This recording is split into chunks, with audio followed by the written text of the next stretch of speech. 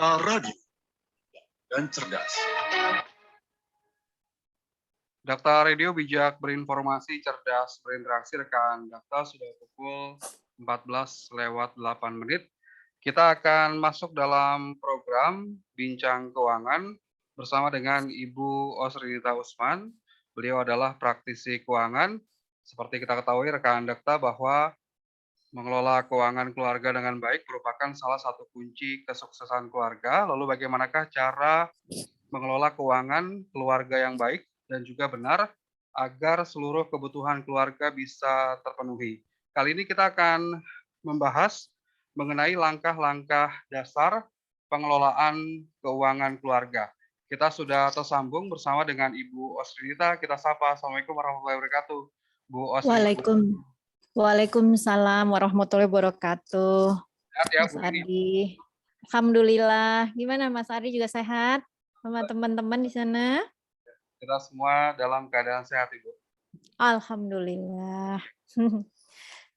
Bu Rini, kita berbincang kemarin juga di bulan Januari tentang keuangan keluarga, di mana di masa pandemi ini kita harus memaksimalkan pendapatan keluarga.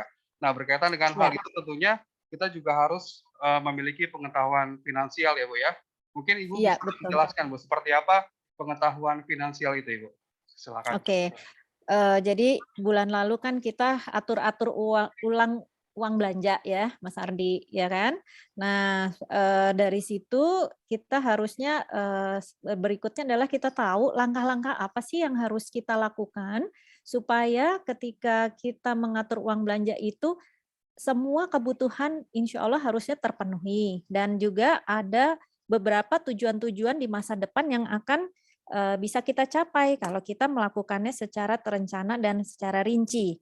Nah, jadi untuk itu kita perlu yang namanya pengetahuan finansial. Pengetahuan finansial itu sebenarnya pengetahuan bagaimana cara kita mengelola keuangan. Intinya cuma 3 sih. Pertama, kalau kita bicara masalah uang ya, finansial, tentunya kita bicara ada yang namanya income, ya kan, penghasilan. Nah, supaya kita bisa bergerak bebas dengan keinginan kita, tentunya kita harusnya menghasilkan lebih, ya kan? Mengurangi, yang kedua adalah bagaimana caranya kita mengurangi pengeluaran. Lalu yang ketiga menginvestasikan kelebihannya gitu. Nah, baru nanti kita dari sini 3 rumus ini kita bisa melakukan yang namanya tadi belajar langkah-langkah cara mengelola keuangan seperti itu. Bentar ya Mas Ardi ya, bentar. Mohon maaf.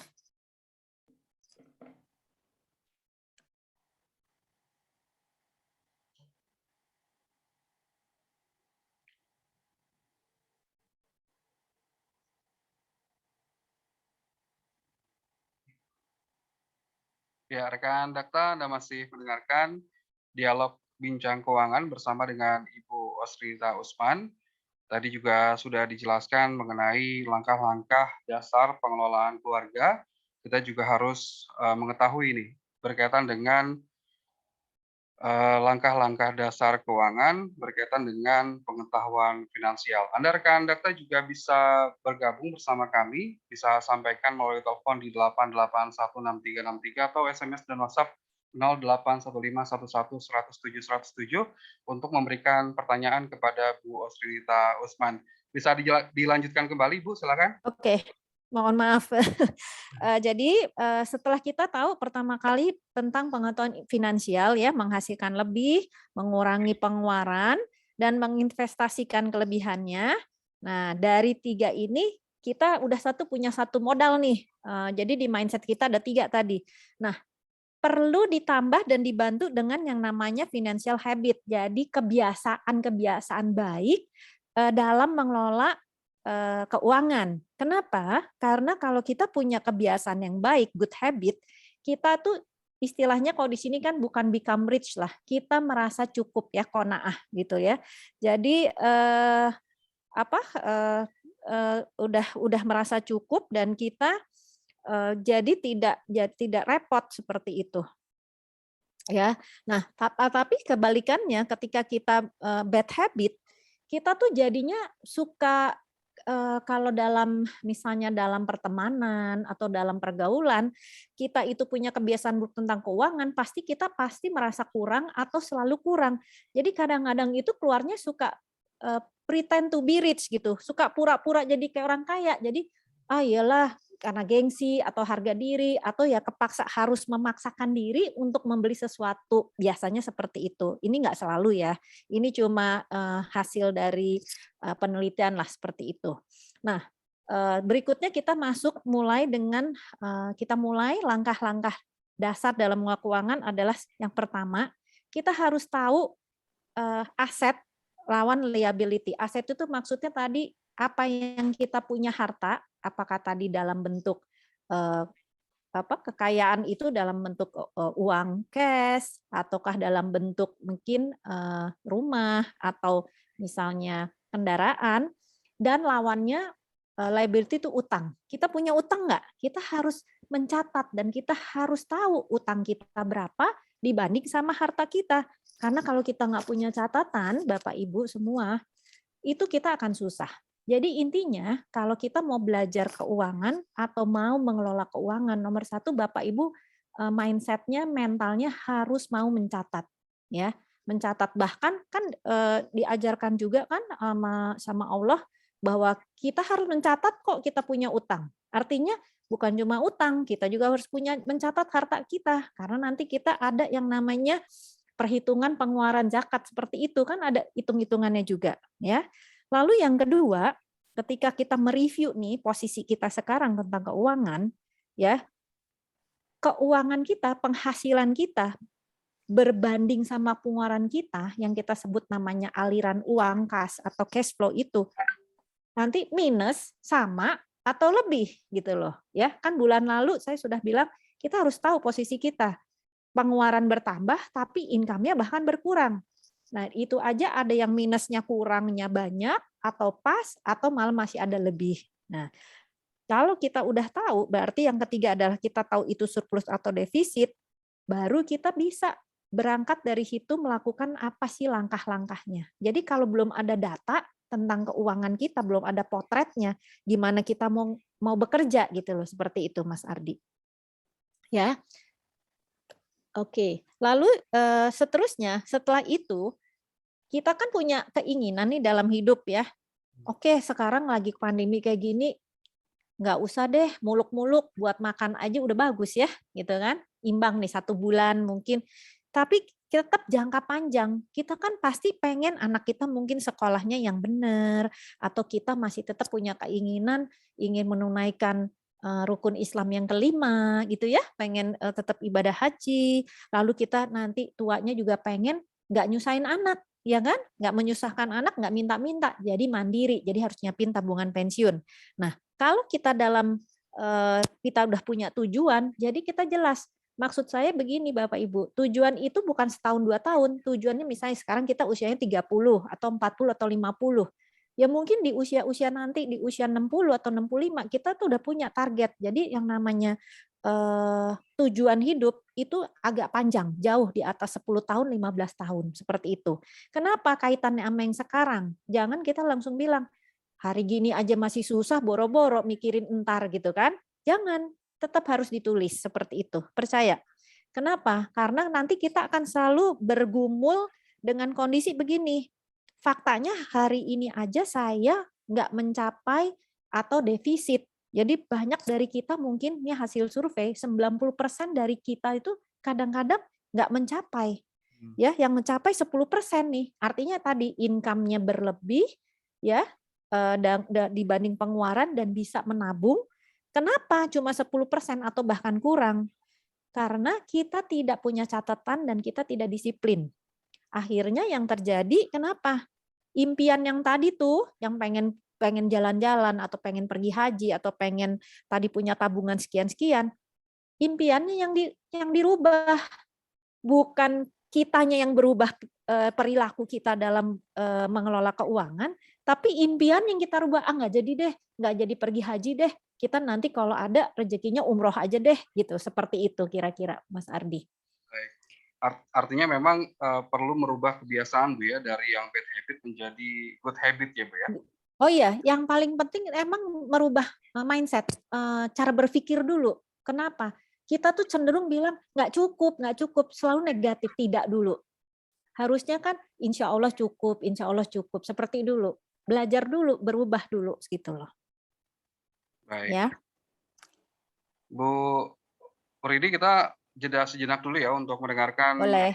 beberapa informasi berikut rekan dakta Anda yang ingin bertanya terkait dengan langkah-langkah dasar pengelolaan keuangan keluarga. Tema kita menarik sekali ini bersama dengan Ibu Osrinita Usman sebagai praktisi keuangan. Anda bisa sampaikan pertanyaan melalui telepon di 881 6363 atau SMS dan WhatsApp 0815 11 107 107.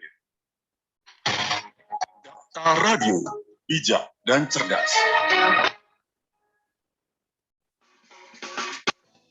Mau pesan kue atau beli roti yang enak banget?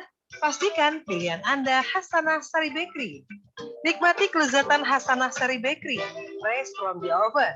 Roti krim keju rasanya gurih, roti sosis sapi dengan saus sambal dan mayones. Rasanya gurih dan pedas. Pasti enak. Ada juga roti coklat dan brownies.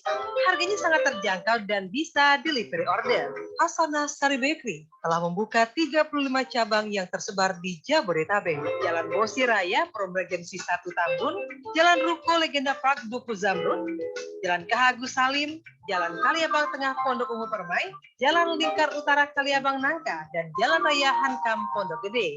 Dapatkan Hasanah Sari Bakery di Perum Pondok Tanah Mas Cibitung, Jalan Perjuangan Warung Bongkok, Sukadanau Cikarang Barat, dan Jalan Bosi Raya, Perum Regensi 1 Cibitung Bekasi. Info lebih lanjut hubungi 021 899 83740 atau 0812 1900 9900. Air bening, oksigen tinggi, air aktif hanya OE. Air merupakan bagian penting untuk kehidupan karena sebagian besar tubuh kita terdiri dari air. Tanpa air, manusia akan mengalami dehidrasi. OE Water hadir mencukupi kebutuhan air bagi kesehatan Anda. Dengan kandungan mineral anorganik rendah, air minum yang mengandung oksigen tinggi, serta air minum yang telah diaktifkan dengan sinar alfa melalui proses molekuler resonant e-magnetic technology. Inilah yang menjadi keunggulan OE Water dibanding dengan air minum biasa lainnya. Air minum kesehatan OE Water dapat membantu proses penyembuhan antara lain sakit kepala atau migrain, diare, bronkitis, diabetes mellitus, kolesterol, haid tidak lancar, stroke, darah tinggi, dan berbagai penyakit lainnya. Harga OE Water Rp250.000 per dus dengan isi 25 botol. Informasi dan pemesanan hubungi call center 021 8807426 atau 8807427, WA 0815 11 107 107. OE membuat lebih sehat, OE membuatmu bersemangat, OE membuat lebih kuat, OE membuatmu lebih hebat. Tengah malam, saya dan suami saya sedang dalam perjalanan. Tiba-tiba,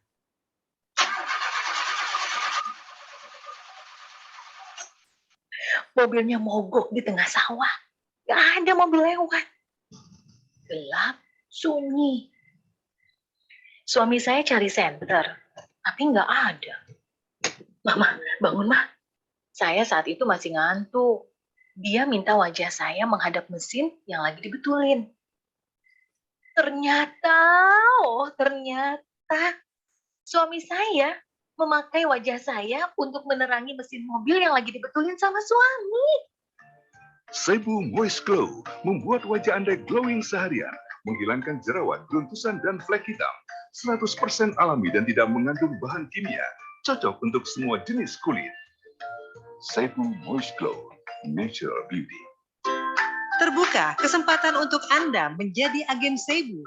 Untuk informasi produk, hubungi Daktamat 8807426 atau 8807427 atau Wawa 0812 1005 5291. Bisa bersenang-senang di usia muda dan tetap berinvestasi di hari tua memang menjadi kondisi keuangan dambaan setiap orang. Namun, apakah kita bisa menjalankan kondisi keuangan ideal meski kebutuhan yang kian hari kian mahal? Perencanaan keuangan yang baik dan matang untuk saat ini, masa depan, termasuk biaya tidak terduga seperti dana darurat. Apa saja manfaat dan pentingnya perencanaan keuangan, serta bagaimana proses mewujudkannya? Ikuti talk show bersama praktisi keuangan, Osrinita Usman pada Kamis 24 Februari 2022 pukul 14 hingga 15 waktu Indonesia Barat. Perencanaan keuangan perlu ditinjau ulang dan selalu diupdate. Apalagi di tengah pandemi, keadaan serba tidak pasti membuat kita harus semakin teliti agar keuangan kita dapat survive. Jangan lewatkan talk show bersama praktisi keuangan, Osrinita Usman pada Kamis 24 Februari 2022 pukul 14 hingga 15 waktu Indonesia Barat. On air melalui Zoom Radio Dakta 107 FM, bijak dan cerdas. Dakta Radio, bijak dan cerdas. Dakta Radio bijak berinformasi cerdas berinteraksi. Rekan Dakta, Anda masih mendengarkan Bincang Keuangan bersama dengan Ibu Osrinita Usman, praktisi keuangan. Kita juga masih membahas mengenai langkah-langkah dasar pengelolaan keuangan keluarga. Anda rekan Dakta yang ingin menyampaikan pertanyaan terkait dengan langkah-langkah dasar pengelolaan keuangan keluarga, tema kita pada siang hari ini, Anda bisa mengajukan pertanyaan melalui telepon di 8816363 atau SMS dan WhatsApp 081511107107. Bu Rini tadi disebutkan bahwa ada financial habit, ini bad habit dan juga good habit. Kalau untuk cara merubah dari bad habit ke good habit seperti apa Ibu? Kadang kan kalau orang Indonesia kan Bogor ya, biar tekor asalnya Apa itu? mungkin bisa dijelaskan. Gitu ya. Oke. Jadi tadi yang pertama aku menjawab Mas Ardi tapi sambil membahas materinya ya. Jadi tadi yang pertama kan langkah pertama kita harus punya data penghasilan versus pengeluaran ya. Langkah pertama. Langkahnya cuma 3 kok Mas Ardi ya. Jadi dari bad habit ke good habit lakukan langkah ini. Pertama bikin data income tadi penghasilan versus pengeluaran atau expend. Lalu yang kedua, tadi bicara mindset. Kita harus merubah mindset, mau nggak mau harus kudu musti. Kebiasaan harus dirubah. Smart spending mindset artinya saya perkenalkan istilah yang namanya wants, mau, sama needs, kebutuhan. Kalau di kita nih bahasa Indonesia kan wants sama needs itu mau ya mau pokoknya ingin sama butuhnya. Jadi sebenarnya kalau yang benar tuh yang mana sih? Needs apa wants yang lebih penting? Needs ya. Kebutuhan artinya kebutuhan yang kalau kita nggak penuhi itu bisa mengganggu kelangsungan hidup ya. Misalnya kalau kita bicara yang bahasa sekolahan kan ada teori Maslow lo ya. Nah, kita bicaranya yang bahasa sederhana aja. Misalnya needs itu adalah hal yang penting. Apa misalnya? Buat makan, buat minum gitu kan ya. Pakaian, sandang, pangan, papan, lalu rasa aman gitu kan. Nah, itu needs. Nah, banyak dari kita yang keliru ngertinya semuanya jadi needs pada sebenarnya wants gitu kan. Wants itu adalah nice to have. Kalau nggak punya juga nggak apa-apa gitu loh. Contoh misalnya, sekarang ini saya kasih gambaran ya di sini ya. Kalau makan minum seperti biasa 3 kali sehari gitu kan ya. Pangan itu adalah makanan yang sehat lah ya. Lalu papan adalah rumah. Nah, masalah telekomunikasi saat ini kan kalau dulu mungkin wants ya, sekarang menjadi needs. Oke, kita masukkan sekarang perubahan needs itu handphone menjadi needs. Karena orang banyak nggak punya telepon rumah tapi lebih banyak punya handphone. Nah, menjadi wants adalah ketika kita ganti-ganti HP. Begitu ada HP launching yang baru, saya harus punya. Itu tadi kayak Mas Ardi bilang Bogor ya gitu loh ya. Ya, seperti itu. Jadi nggak perlu kita harus selalu HP-nya baru gitu loh. Ya, itu tadi yang dibilang bad habit, pretend to be rich, ada HP baru terus HP-ku sekarang yang terbaru loh nih seri yang ini. Aku sih yang biasa-biasa aja, yang penting bisa buat telekomunikasi seperti itu. Itu baru kita jelas ya needs sama wants. Kenapa? Langkah kedua ini penting supaya membuat persiapan. Karena nanti langkah ketiga itu lebih hebat lagi gitu loh ininya mindsetnya. Itu bukan hanya mindset tapi sudah action ya. Jadi yang pertama tadi adalah data, yang kedua mindset, ya, wants sama needs. Yang ketiga nanti adalah action. Nah, yang kedua ini wants sama needs adalah tadi salah satu contohnya adalah handphone ya. Kita nggak perlu handphone yang canggih-canggih banget. Kayak saya handphone mungkin biasa-biasa ya, karena kebetulan emang perlunya paling apa sih? SMS, WhatsApp, telepon gitu kan ya. Mungkin ya sedikit-sedikit browsing seperti itu. Tapi nggak perlu yang sampai kamera 4 biji apa 5 biji seperti itu kan nggak perlu. Nah, lalu yang kedua lagi yang menjadi needs adalah transportasi. Betul, transportasi adalah kebutuhan, ya kan? Dia bukan menjadi keinginan, tapi menjadi butuh kalau memang misalnya untuk kerja, ya, atau bahkan untuk mencari uang dengan misalnya motor, ya. Tapi kan kita nggak perlu motor yang, kalau saya sih orangnya begini, simpelnya, motor yang penting roda 2 berjalan dengan baik dan tidak merongrong. Tidak perlu misalnya keluaran yang modelnya yang harus ada sayapnya lah, atau yang ada ininya lah, ada itunya. Jadi kita jangan terjebak sama fashion, gitu, ya. Contohnya itu tadi, atau mobil misalnya. Mobil ya mobil yang biasa saja, bukan mobil yang harus seperti yang kayak jadi mobil balap gitu kan, lucu seperti itu ya. Nah, langkah kedua ini penting untuk masuk ke langkah ketiga, karena langkah ketiga ini agak banyak, jadi saya curi start nih di sesi ini ya, Mas Ardi ya. Nah, setelah kita jelas tadi need sama wants, saya mau ambil waktu sejenak buat Bapak Ibu yang sekarang sedang mendengarkan. Lihat deh sekeliling kita, kalau sekarang lagi ada di kantor atau lagi ada di rumah, coba lihat, ambil waktu 5 detik di ruangan sekitar kita itu, barangnya lebih banyak yang needs atau wants ya. Misalnya ada TV, ada lagi apa misalnya, kulkas, ada lagi misalnya apa ya misalnya, yang gampang deh, ada meja, ada kursi, ada tempat tidur seperti itu ya. Kira-kira ada handphone nih ya, kira-kira dari barang-barang ini mana yang bisa jadi barang produktif sih? Artinya yang bisa menghasilkan uang. Mungkin salah satunya handphone ya. Sekarang kan banyak bisa dipakai untuk berjualan online. Atau mungkin lemari es, bisa dipakai untuk menyimpan makanan, jualan makanan beku, misalnya frozen food. Nah, itu adalah ide-ide setelah kita tahu tadi bedanya needs sama wants, kita jadi tahu, wah kalau gitu langkah selanjutnya adalah barang yang needs atau wants ini bisa nggak dijadikan barang produktif, bukan melulu hanya konsumtif, seperti itu. Ya. Nah, dari sini, jadi terus kita udah mulai excited nih, udah mulai bergairah, bersemangat. Wah, ternyata di rumah aja juga bisa ngasilin duit kok. Sekarang kan banyak tuh iklan-iklan ya, lewat Instagram atau segala macam itu bahwa, wah, di rumah aja bisa ngasilin duit, caranya begini, atau ikut pelatihan online dan segala macam ya, seperti yang bulan lalu, bahkan kita bisa mengembangkan atau membuat latihan online. Nah, setelah langkah kedua kita tadi mindsetnya udah benar, ya, kita melakukan sekarang langkah ketiga. Judulnya gampang, Mas Ardi, situ saya kasih alokasi uang, alokasi income. Di situ saya mulai, di sini ada 7 ya, supaya gampang 7 aja. Yang pertama adalah 7 tadi sama yang tengah-tengah nanti. Yang pertama adalah kita sebagai umatnya Rasulullah, itu kan kepengen sekali dong setiap bulan kita bisa menyisihkan sedekah, dan setelah di 1 tahun kan, ya setelah masa haul kita melakukan zakat. Kenapa? Karena itu kan bagian dari rukun Islam. Ya kan? Kita jangan berpikir, uang saya ngepas-ngepas, boro-boro buat kasih zakat. Buat untuk biaya hidup sendiri aja nggak bisa. Jangan. Kita harus punya target bahwa insya Allah tahun ini saya sudah mulai bisa berzakat. Artinya setelah disetahunkan kita ada uang dan bisa bersedekah gitu loh. Ya, kenapa? Itu kalau udah masuk rukun Islam kan artinya kan wajib ya. Ya, kita jangan cuma rajin sholat aja, habluminallah.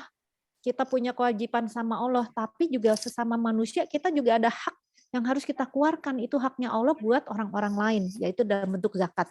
Karena tadi saya lihat sebentar, perkataan zakat disandingkan dengan sholat ini kurang lebih ada 27 kali di dalam Al-Quran. Gitu kan? Artinya banyak loh, Allah sudah memerintahkan kepada kita, berzakatlah. Ya, tunaikanlah sholat dan tunaikanlah zakat gitu kan. Ini penting. Nah, ini kita simpen dulu. Ini sebagai target ya Mas Ardi ya. supaya kita nanti bukan cuma bisa berzakat tapi bisa bersedekah gitu kan. Oke, ini target kita simpen dulu. Yang pertama kali kalau bulan lalu saya pernah singgung, dari seluruh income kita catat kalau memang suami istri berdua, kita catat nomor 1 adalah hutang. Hutang nggak boleh lebih dari 30% aja. Ya, contohnya paling gampang begini. Kita waktu itu misalnya mau niat mencicil sepeda motor, ya. Cicilannya berapa misalnya? 500.000 misalnya ya. Wah, cukup nih sama gaji kita berdua. Tapi banyak dari kita yang lupa menambah biaya yang timbul setelah kita mencicil motor. Misalnya ada tambahan akibat adanya sepeda motor bukan cuma cicilan, 3 bulan sekali atau 2 bulan sekali mungkin harus servis, beli oli. Nah, itunya nggak pernah dihitung. Makanya jadinya kacau keuangan. Terus ada biaya STNK per tahun, itunya nggak pernah dihitung ketika menghitung cicilan tuh loh.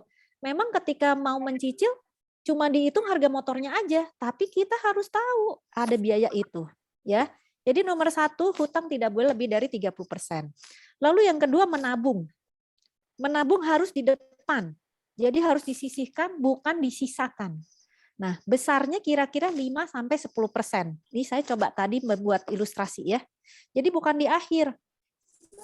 Dan saya menghimbau Bapak Ibu untuk tabungan ini punya rekening sendiri yang tanpa ATM. Jadi susah ngambilnya. Kalau perlu yang cabangnya jauh gitu loh dari rumah. Jangan yang deket gitu ya. Nah, kenapa penting? Saya lakukan ini supaya jadinya kekumpul seperti itu. Nah, caranya gimana bisa 5-10%? Ya mulai dengan sedekah subuh mungkin ya, tiap hari dicicil, lama-lama jadi banyak, setiap bulan ditabungkan. Lalu yang ketiga adalah tentang sisihkan 5-10% lagi untuk nanti satu hari berbisnis. Seperti itu. Ya. Lalu yang keempat, sisihkan untuk dana darurat. Nah, di sini ada sedikit formula ya. Formula ini kan cuma dibuat kita sesuaikan aja ya, karena banyak bilang aduh banyak bener gitu ya. Jadi gini, ini adalah formula, silakan Bapak Ibu sesuaikan. Kalau untuk yang single masih lajang, biasanya 1-3 bulan dari income. Misalnya nih, kalau income-nya Rp10 per bulan, itu harus punya kira-kira dana darurat di tabungan kira-kira ya Rp10 sampai Rp30 seperti itu. Atau kalau dia pasangan muda, couple, pasti 3 bulan dari income. Kalau keluarga dengan 1 atau 2 anak biasanya 6-9 bulan. Caranya gimana? Aduh nggak bisa nih gitu kan ya. Caranya cicil dulu sedikit-sedikit. Begitu nanti sudah selesai, boleh di stop dulu sementara. Nah, sebenarnya dana darurat ini untuk apa sih? Dana darurat ini misalnya nih tiba-tiba tetangga ngundang ada mantu kawinan, atau tiba-tiba ban kempes, atau tiba-tiba kompor rusak. Itu kan hal tak terduga. Jadi yang tiba-tiba uangnya harus dari mana? Nah, dari dana darurat. Saya nggak pernah bilang dana darurat itu selalu jelek ya, sakit gitu, jangan. Karena ada yang nomor 5, mau nggak mau kita punya uang untuk sedikit persiapan untuk kesehatan. Kalau sekarang ada program pemerintah ya, mungkin ya masuk situ, seperti itu ya. Jadi ikut yang namanya, karena sekarang apa-apa harus punya BPJS juga ya, kalau enggak juga susah ya. Nah, itu BPJS itu anggarannya juga harus dianggarkan tiap bulan. Nah, jadi tadi saya ulang ya, nomor 1 hutang maksimum 30%, yang kedua menabung 5-10%, yang ketiga untuk bisnis atau nanti investasi 5-10%, yang keempat dana darurat, yang kelima BPJS, yang keenam dana pensiun 5-10%. Ini kalau dihitung sudah kira-kira 60%. 30% hutang, tadi menabung bisnis, dana darurat, BPJS dan dana pensiun, kira-kira 30% lagi. Nah, kenapa penting ada dana pensiun atau penting untuk investasi? Tadi kan kita cita-citanya setelah kita usia lanjut, kita tidak tergantung sama anak, kita punya uang untuk melanjutkan hidup, dan kita juga mungkin punya sedikit income untuk menghasilkan juga, paling nggak untuk biaya belanja dapur. Ya. Jadi sudah 60% ya. Oke, sekarang tinggal yang nomor 7. Yang nomor 7 itu adalah belanja dapur atau groceries. Kenapa terakhir di belakang. Kenapa? Karena berapapun kalau di depan, pasti yang tadi nomor 1 sampai nomor 6 nggak akan kebagian. Gitu ya. Nah, belanja dapur atau groceries. Saya selalu senangnya nyingkatnya biaya hidup. Jadi pakai nama istilah BH. Mohon maaf ya, belanja hidup atau biaya hidup. Berapa? Tinggal sisanya 30%. Ya, tadi kan 60%, bukan 40, karena saya punya cita-cita tadi target untuk zakat dan untuk sedekah kira-kira 10%. Nah, jadi untuk biaya hidup 30%. Jadi ukuran BH-nya 30 saja, ya. Jangan besar-besar ya, Mas Ardi ya. Nah, oke, apa saja itu groceries atau belanja dapur atau biaya hidup? Yang pertama harus kita masukkan adalah tagihan listrik, tagihan air, dan telekomunikasi. Lalu yang kedua, kalau memang ada uang sekolah atau uang untuk keperluan anak-anak sekolah, misalnya mungkin untuk transportasi. Kalau sekarang mungkin online, ya mungkin ada biaya komunikasi tadi ya masuk. Lalu yang ketiga adalah bensin untuk transportasi sekeluarga. Misalnya kalau yang bekerja bapak dan sekarang anak-anak sudah mulai sekolah, ya berikut transportasi anak-anak sekolah. Nah dari situ baru sisanya belanja dapur. Nah, dari 30% itu udah dipotong-potong lagi, jadi belanja dapur tinggal berapa nih? Para ibu-ibu jangan jerit, ya. Tinggal 10% ya, atau tinggal 5%, atau malah nggak cukup. Nah, saya punya tips zaman dulu, ini saya lakukan ya zaman dulu. Jadi apa yang sudah saya share ini juga sudah pernah saya lakukan ya Bapak Ibu. Belanja dapur itu saya masukin amplop. Kalau dalam sebulan ada 4 minggu, saya tulis tuh pekan pertama, pekan kedua, pekan ketiga, pekan keempat. Ya, situ buat belanja sayur, ya kan? Jadi belanjanya juga jangan tiap hari. Kenapa? Kalau tiap hari boros. Belanja sayur-sayur itu kalau bisa jangan tiap hari. Karena kalau sudah ada abang tukang sayur lewat depan rumah beli, pasti jadinya lebih. Nah, itu ciri-ciri pemborosan yang tidak terlihat. Seperti itu. Jadi kelihatannya sama-sama aja, tapi pasti ada aja yang tadinya mungkin sayurnya cuma 2, oh karena ini jadi sekalian, jadi nambah, seperti itu. Nah, dimasukkan dalam amplop-amplop, ya, pekan pertama, pekan kedua, pekan ketiga, pekan keempat. Kenapa? Supaya kita disiplin. Nah, satu lagi nih Mas Ardi, untuk alokasi ini, modal dasarnya adalah disiplin. Ya, kenapa? Kalau kita tidak disiplin, pasti jebol. Nanti yang atas-atas tadi akhirnya dipakailah pinjem dulu deh dana buat pensiun, pinjem dulu deh dana buat nanti investasi atau berbisnis gitu ya. Karena akhirnya jadi kacau balau campur aduk gitu, seperti itu. Kenapa? Saya dulu juga ngalamin, makanya saya tahu betul gitu loh. Dulu ada tukang sayur lewat hampir tiap hari, akhirnya saya disiplin. Tiap pekan aja gitu loh. Nah, sampai sini ada yang mau ditanyakan dulu, Mas Ardi? Kita jeda sejenak dulu ya, Bu Ridi ya. Oke. Dan Dakta, Anda juga bisa bertanya kepada kami, Anda bisa kirimkan pertanyaan dalam perbincangan yang menarik sekali ini dengan tema langkah-langkah dasar dalam mengatur keuangan di keluarga ya. Anda bisa kirimkan pertanyaan melalui telepon di 881 6363 atau SMS dan WhatsApp 0815 11 107 107. Dakta Radio, bijak dan cerdas. Ini habis gerakan akikah ya? Iya, Bi. Tapi lagi pandemi seperti ini, Umi takut bikin acara akikah. Apalagi ngumpulin banyak orang di rumah. Tenang Umi, akikah tidak peduli aja. Harganya terjangkau. Dan daging akikah yang sudah dimasak langsung didistribusikan ke yang berhak. Jadi nggak perlu ngumpulin banyak orang di rumah. Insya Allah sah. Sekalian Abi juga mau akikah buat Abi sendiri. Wah, benar tuh, Bi. Percayakan pilihan akikah Anda melalui Dakta Peduli. Hewan akikah akan disebar matang ke wilayah masyarakat kurang mampu. Tersedia hewan domba tipe A dengan harga Rp1.250.000 per ekor. Domba tipe B Rp1.750.000 per ekor. Mari tunaikan akikah Anda melalui Dakta Peduli. Pelaksanaan penyembelihan sesuai syariat Islam. Rekan juga akan mendapatkan dokumentasi, sertifikat akikah, dan pendistribusian.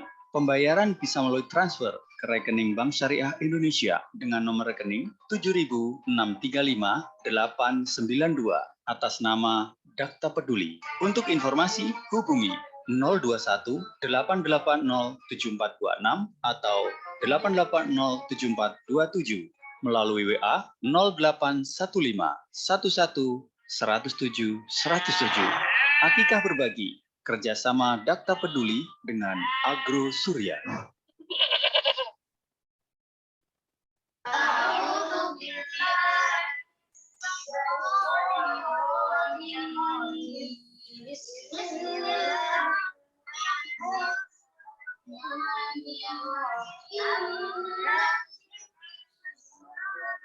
Mendengar ayat suci Al-Quran dibaca seperti ini, yang terbayang mereka sedang membaca dengan kedua matanya.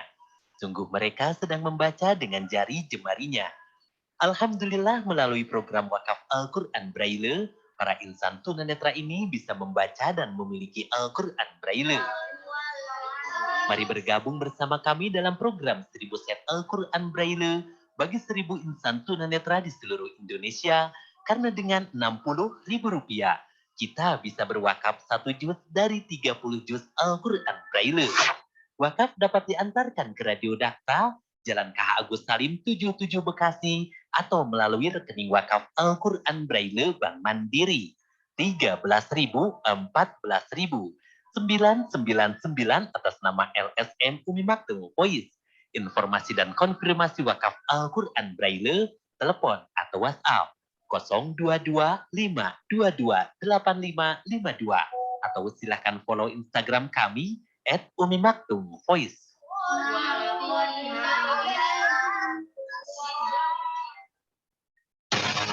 Dakta Radio, bijak dan cerdas.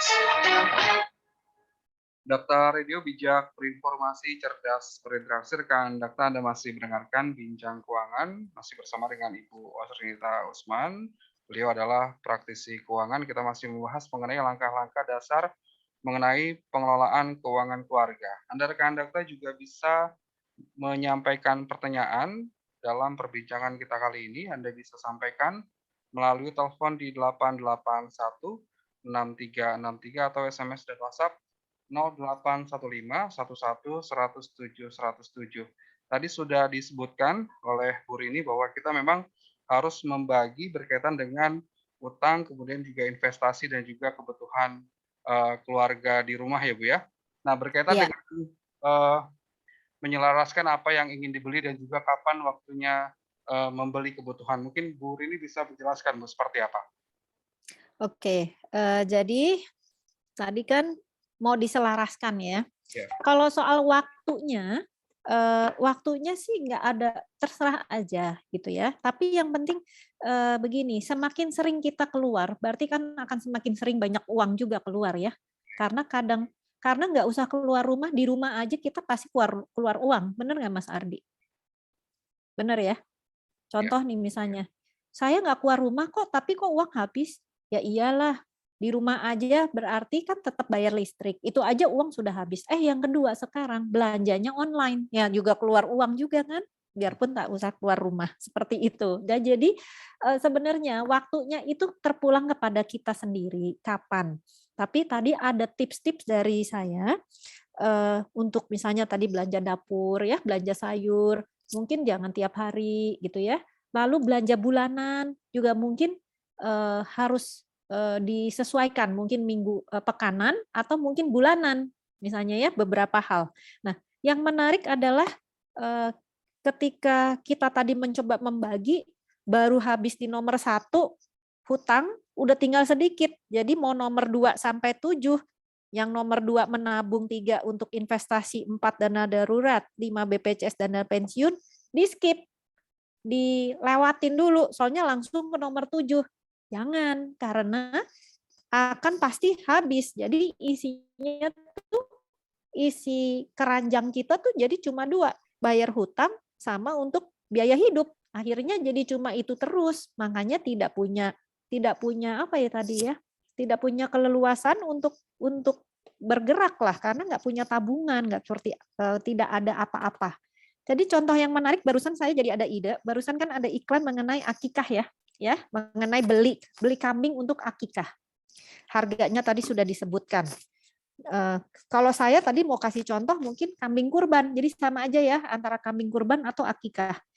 Kapan sih kita bisa beli akikah atau kambing kurban? Kan waktunya kita sudah tahu. Ya, misalnya kalau kambing kurban kan setiap Idul Adha. Sebelum Idul Adha kita sudah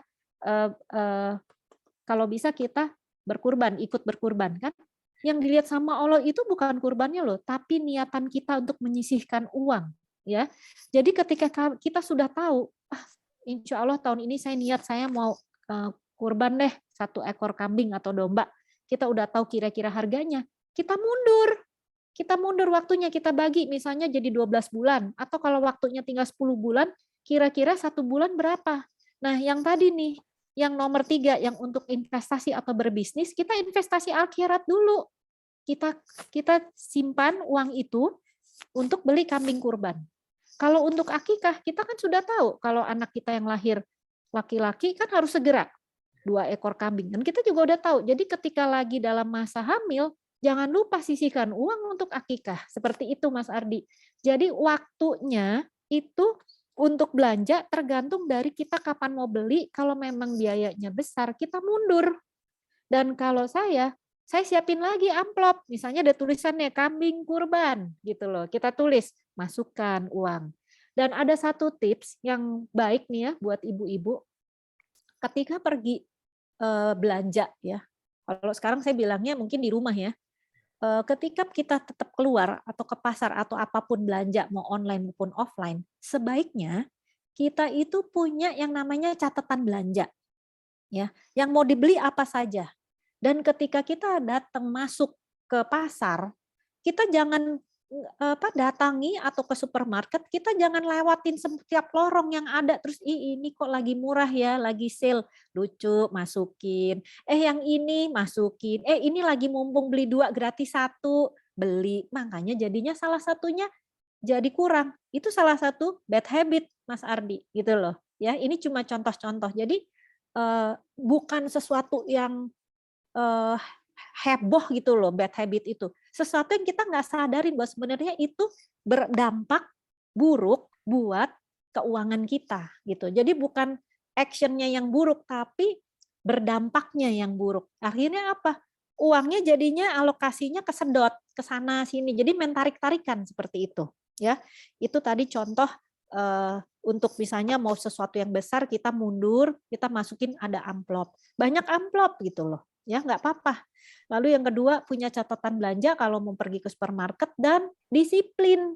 Kalau emang udah waktunya pulang, jangan terus mampir lorong sana belum dilewatin ya. Tahu-tahu ada bendera-bendera tuh, apalagi nanti godaan mulai datang nih bulan-bulan depan ya. Kalau udah mulai Ramadan tuh godaan banyak sekali. Seperti itu. Jadi kalau bisa salah satu tips lagi Ramadan jangan belanja. Belanjanya sekarang harga belum naik. Jadi kita udah menyisihkan gitu loh. Misalnya ya kebutuhan-kebutuhan apa? Maksud saya kebutuhannya yang tidak busuk ya, bukannya suruh belanja sayur sekarang masih bulan Februari gitu, bukan seperti itu. Jadi lebih banyak kalau dialokasi ini langkahnya adalah setelah tahu alokasi kita actionnya seperti apa. Nah itu harus mau berubah nomor 1 gitu.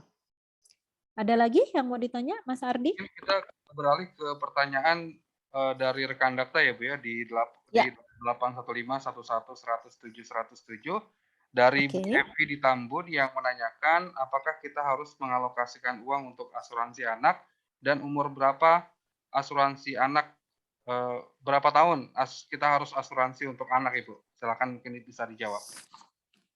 Asuransi untuk anak ya. Ya, asuransi pendidikan.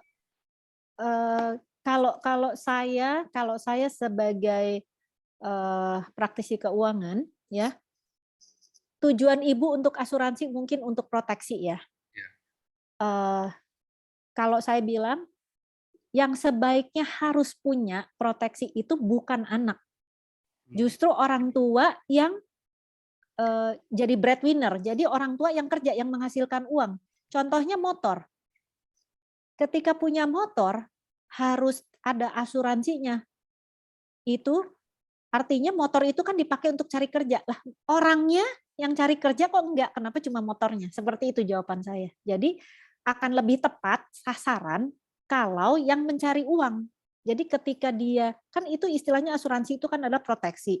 Jadi ketika sang pencari nafkah tidak ada, itu ada sejumlah uang yang akan dibayarkan gitu loh, seperti itu. Tapi carinya yang syariah ya, supaya juga terbebas dari riba ya, seperti itu. Kira-kira seperti itu. Masuk Nah, juga untuk asuransi pendidikan juga gimana nih Bu? Berkaitan dengan Oke. untuk anak sendiri Bu. Banyak pertanyaan, sebenarnya asuransi itu cuma satu, judulnya hanya proteksi, dan kalau kita lihat yang diproteksikan itu adalah sebenarnya adalah jiwanya. Oh. Ya kan? Ketika jiwa si pencari nafkah tidak ada sejumlah uang yang dibayarkan sebagai pengganti ketiadaan si pencari uang sebenarnya. Nah, sekarang banyak berkembang produk namanya macam-macam. Itu silahkan aja dibungkus ya. Saya tidak akan membahas secara detail, tapi sebenarnya sifat dari asuransi basic dasarnya adalah asuransi yang diproteksi adalah jiwanya, ketiadaan si pencari nafkah ketika dia dipanggil gitu ya. Oke, saya kalau masih ada pertanyaan Mas Ardi. Baik, ini juga ada Pak Handi di Bekasi Utara yang menanyakan, sekarang ini banyak berbagai model bentuk investasi Bu, bagaimana tipsnya memilih investasi yang aman dan juga menguntungkan? Oke, baru saya mau bahas, sudah ditanyakan ya. Alhamdulillah. Oke, tadi bicara investasi ya. Investasi itu sekarang banyak ya. Ini sih sebenarnya ada satu sesi menarik satu lagi, tapi saya kasih secara garis besar ya. Saat ini kalau mau aman, kan ditempatkan instrumen investasi yang paling aman adalah mungkin dari yang resikonya paling rendah. Risiko yang paling rendah adalah sukuk ya, atau obligasi. Kenapa? Karena dia ditempatkannya di pasar uang. Pasar uang itu isinya adalah deposito dan segala macam gitu ya. Nah, kalau Bapak masuk ke situ dan itu ada pembagian kupon istilahnya, pembagian bagi hasil kalau sukuk per 3 bulan atau per 6 bulan tergantung dari produknya ya. Jadi mereka biasa menawarkan imbal hasil yang lebih tinggi daripada bagi hasil kalau penempatan di deposito gitu ya. Kita bicara semuanya syariah ya, bagi hasil supaya kita terhindar dari riba ya, seperti itu.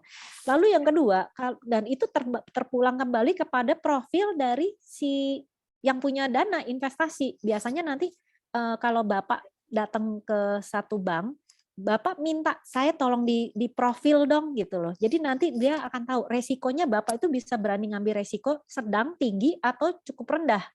Ketika rendah tadi temannya adalah pasangannya sukuk. Ya, dia juga jangka waktunya juga lebih singkat ya. Untuk resiko yang berikutnya adalah yang namanya campuran. Di situ ada mulai bermain saham. Tapi ada juga obligasinya, ada depositonya. Nah, ini untuk orang-orang yang dengan profil resiko sedang. Artinya kalau saham itu bisa naik, bisa turun. Kalau tadi bicara obligasi itu selalu akan ada penambahan. Jadi kayak kita masukkan di deposito. Tapi kalau bicara udah ada saham atau yang ketiga yang resikonya sangat tinggi, hampir 80-90% penempatannya di saham, itu hari ini uangnya bisa naik, bisa turun, seperti itu. Kira-kira seperti itu. Ya, itu jawaban saya. Baik. Oke. Ibu, karena waktu kita terbatas, mungkin bisa disimpulkan Bu berkaitan dengan perbincangan kita di siang hari ini. Silakan Bu Rini. Oke, jadi kesimpulannya untuk langkah-langkah dasar mula keuangan adalah yang pertama harus punya data ya, pemasukan lawan pengeluaran ya, income lawan expense. Lalu yang kedua, Bapak Ibu harus punya mindset bahwa yang dibeli hanya yang butuh bukan yang keinginan. Lalu yang ketiga tadi alokasi keuangan dengan secara garis besar saya simpulkan alokasi keuangannya itu cuma dibagi 3. Tadi kalau punya hutang cicilan maksimal 30%, lalu menabung dan investasi dan dana pensiun, dana darurat 30%, lalu BH atau biaya hidup 30%. Nah, itu kan total 90. Tengah-tengahnya target kita bahwa kita harus bisa berzakat dan sedekah 10%. Kenapa?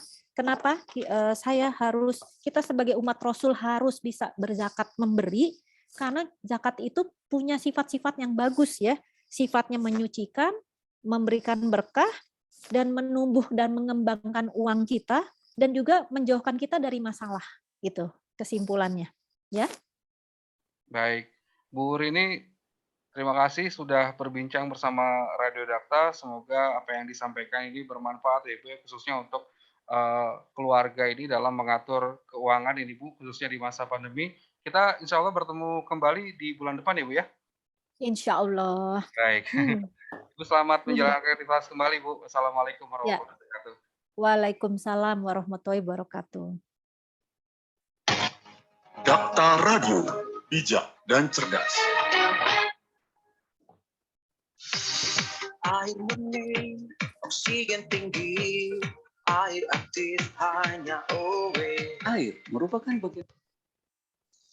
Udah ya Bu, saya pamit langsung. Terima kasih Ya. Ibu. Nitip nanti rekamannya ya Mas. Siap Ibu, nanti dikirimkan. Oke. Baik, Yuk, Bu. makasih Mas Ardi.